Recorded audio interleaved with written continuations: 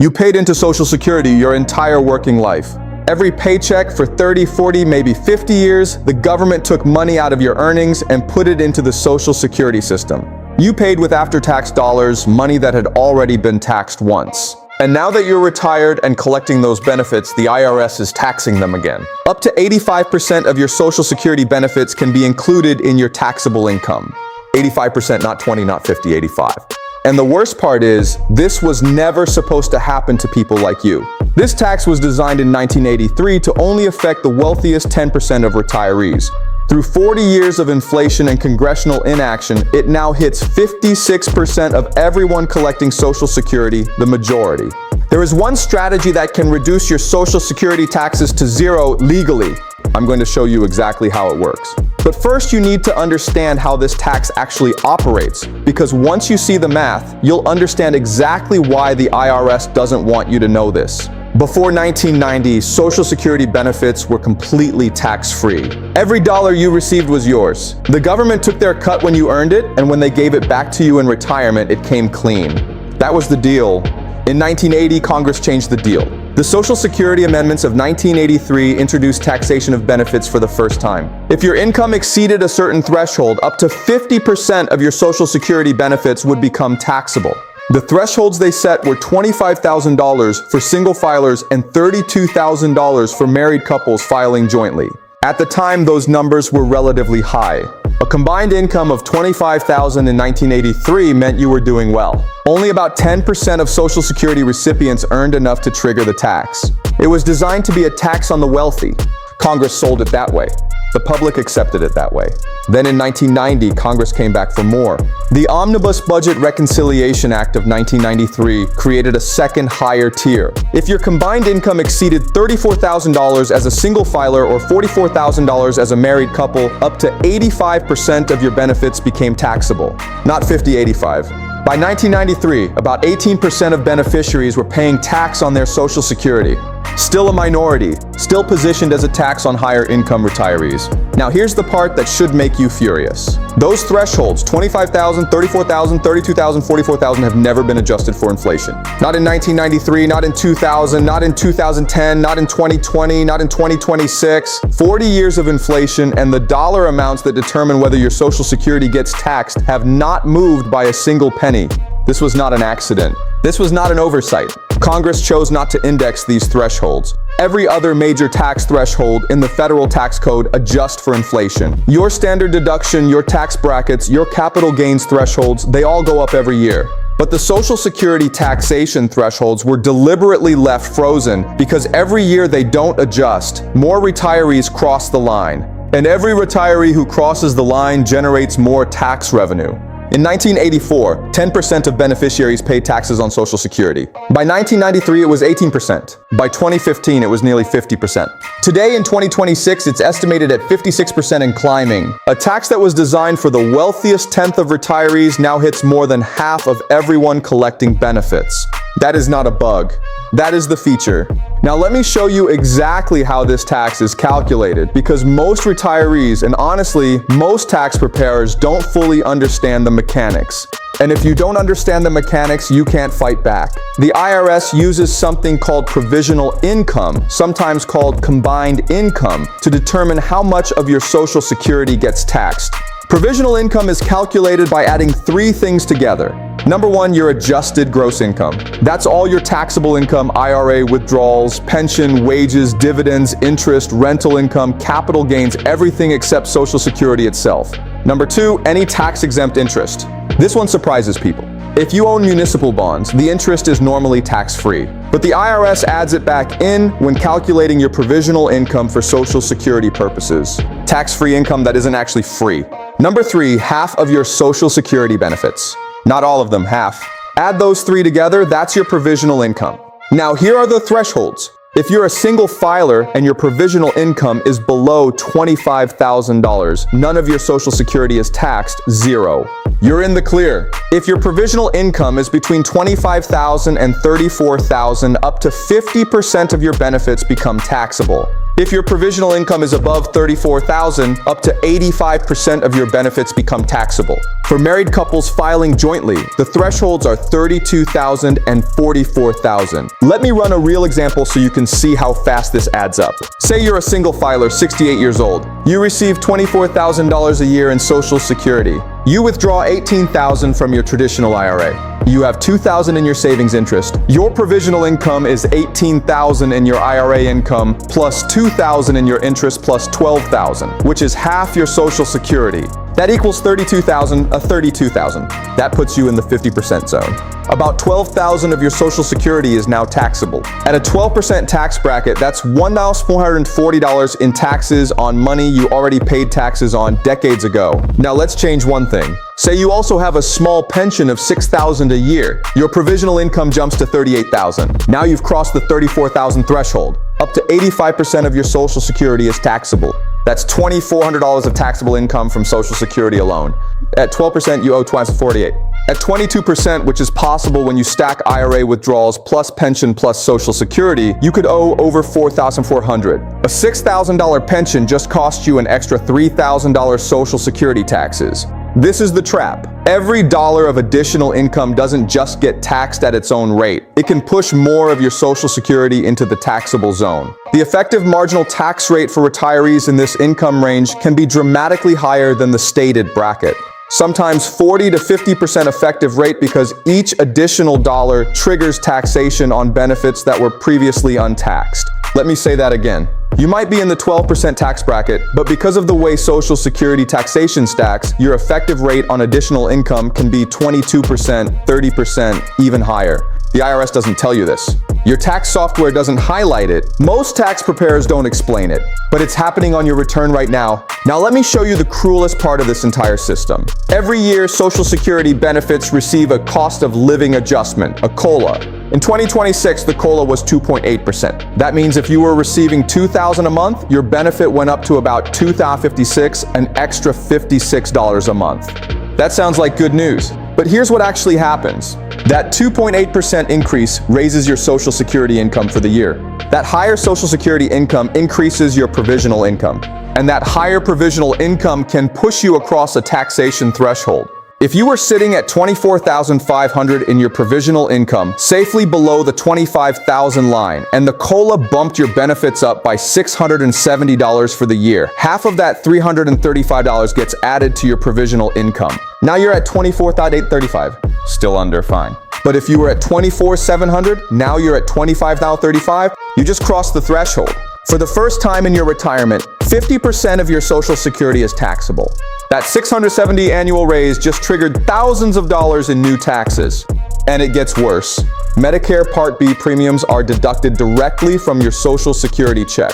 In 2026, Part B premiums jumped 9.7% from $185 to $202.9 a month. That's an increase of 17.9 per month or $214.8 per year. So your COLA gave you $672 more per year. Medicare took back $214.8. You're left with $457. But if the COLA pushed you into a higher Social Security taxation zone, you could owe $1,400 or more in additional taxes on benefits that weren't taxed before. The raise cost you money. You are now poorer because of a cost of living increase. The system designed to protect you from inflation is the same system triggering taxes that eat the protection. And this happens automatically every single year to more and more retirees because the COLA goes up, the thresholds don't. The gap widens, and every year another group of retirees crosses the line for the first time and gets hit with a tax bill they never expected. The Congressional Budget Office projects that by 2050, over 56% of Social Security beneficiary families will owe income tax on their benefits. But at the current rate, we'll hit that number well before then. We're essentially already there. You might be wondering if this affects 56% of retirees, why doesn't Congress just adjust the thresholds for inflation? It would be the simplest fix in the tax code. Index the numbers. Done. There have been proposals. Multiple bills have been introduced to reduce or eliminate taxes on Social Security benefits.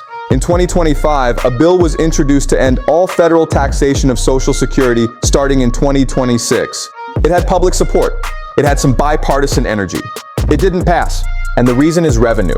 The taxation of Social Security benefits generates approximately $45 billion a year in federal revenue. That's money that flows into the Social Security and Medicare trust funds. Eliminating the tax or even adjusting the thresholds would blow a hole in funding that Congress doesn't want to fill from somewhere else. The One Big Beautiful Bill, the same legislation that created the new $6,000 senior deduction, actually made a quiet compromise. Instead of fixing the thresholds, they created a temporary deduction to offset the damage. That $6,000 senior bonus is designed to reduce the taxable portion of Social Security for lower-income retirees, but it only lasts through 2028, and it phases out above $75,000 income for single filers. In other words, Congress acknowledged the problem, created a temporary band-aid, and left the underlying system completely intact. The thresholds are still frozen. The bracket creep continued, and after 2028, even the band-aid goes away. This is the part that makes me genuinely frustrated. The fix is simple, the math is straightforward, the impact would help tens of millions of retirees, but the revenue is too valuable, and retirees, despite being the largest voting bloc in America, haven't organized enough pressure to force the change. So instead of waiting for Congress to fix it, let me show you how to fix it yourself. There are 5 strategies that can legally reduce or eliminate taxes on your Social Security benefits. Some of them you can do today, some require planning. All of them work within the current tax code. Strategy number 1, Roth conversions. This is the most powerful strategy available to retirees, and it's the one I mentioned at the beginning of this video. Here's why it works. Roth IRA withdrawals are not included in your provisional income. They're not included in your adjusted gross income. They don't count. As far as the Social Security taxation formula is concerned, Roth distributions are invisible. Think about what that means. If you have $200,000 in a traditional IRA and you withdraw $20,000 a year, that $20,000 goes directly into your provisional income and pushes your Social Security into the taxable zone. But if that same $200,000 was in a Roth IRA, you could withdraw the same $20,000 and your provisional income doesn't move at all.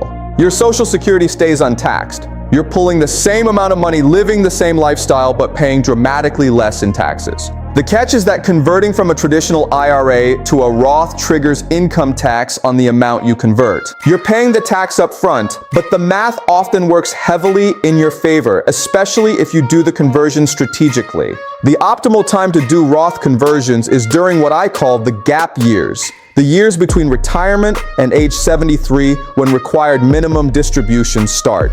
During those years, your income is often lower. You're not yet taking RMDs. You may not be collecting Social Security yet. Your tax bracket is at its lowest. If you convert $30,000 or $40,000 a year during those gap years, you pay tax at a low rate, maybe 12%. Then, when you start collecting Social Security and taking Roth withdrawals, the Roth money doesn't trigger Social Security taxes. The tax you paid at 12% saved you from an effective rate of 30 to 40% later. Let me put a number on this. Say you convert $150,000 over 5 gap years at a 12% rate. You pay about $18,000 taxes, but that $150,000 Roth money withdrawn over 10 years of retirement saves you from approximately $4,000 to $5,000 per year in Social Security taxation. Over a decade, that's $40,000 to $50,000 tax saving. You paid $18,000 to save $45,000. That's a 2.5 to 1 return on your tax payment. If you're between 62 and 73 and you haven't started Roth conversion, talk to a tax advisor this week. Every year you wait is a year of conversions you can't get back. Strategy number 2, control your withdrawal timing. If you can't do Roth conversions, or even if you can, controlling when and how much you withdraw from taxable accounts is critical. Remember, your provisional income is what triggers Social Security taxation. Every dollar you pull from a traditional IRA or 401k adds to provisional income. So the goal is to keep your provisional income below the thresholds. If you're single, the magic number is $25,000. Stay below that and your Social Security is tax-free. If you can't stay below $25,000, try to stay below $34,000. That keeps you in the 50% tier instead of the 85% tier. Practical example, you need $40,000 a year to live. Your Social Security covers $24,000. You need $16,000 more. If you pull that $16,000 from a traditional IRA, your provisional income is $16,000 plus $12,000. Half your Social Security equals $28,000. You're in the 50% zone.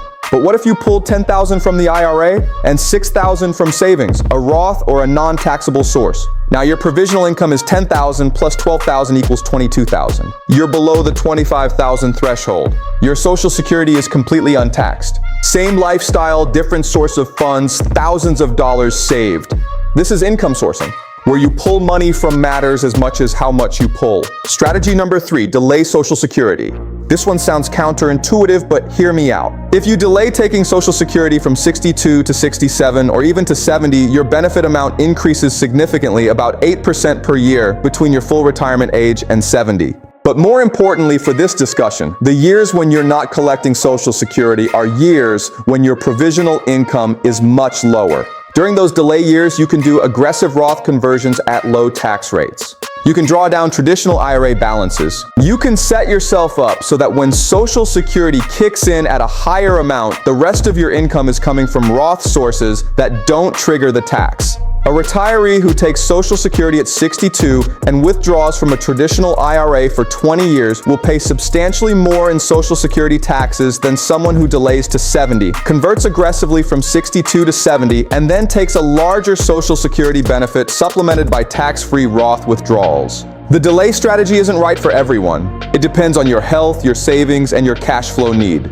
But for retirees with enough savings to bridge the gap, it can save tens of thousands of dollars in lifetime Social Security taxes. Strategy number 4, the $6,000 senior bonus deduction. This one is available right now today on your 2025 tax return. The One Big Beautiful Bill created a new deduction for taxpayers 65 and older, $6,000 per person, $12,000 for married couples filing jointly where both spouses qualify. This deduction was specifically designed to reduce the taxable portion of Social Security benefits. The income limits are $75,000 for single filers and $150,000 for married filing jointly.